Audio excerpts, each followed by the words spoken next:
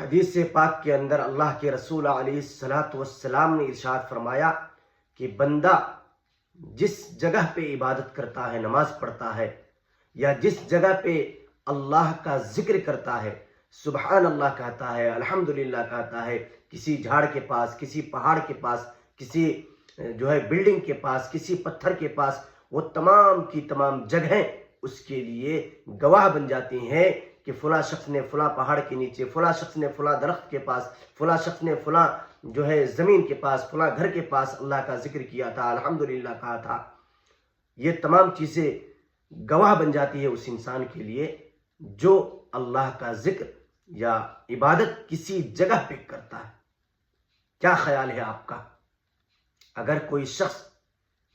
کسی درخت کے پاس کسی کی غیبت کرتا ہے، کسی درخت کے پاس کسی کی برائی بیان کرتا ہے، کسی گھر کے پاس کسی کو نیچا گرانے کی بات کرتا ہے، کیا وہ جگہ اس کے لیے گواہ نہیں بنے گی؟ کیا وہ جگہ، جس جگہ پہ آپ غیبتیں کر رہے ہیں، برائی بیان کر رہے ہیں،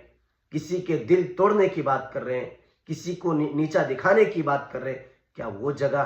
آپ کے لیے گواہ نہیں بن رہی؟ الامان والحفیظ توبہ کریں،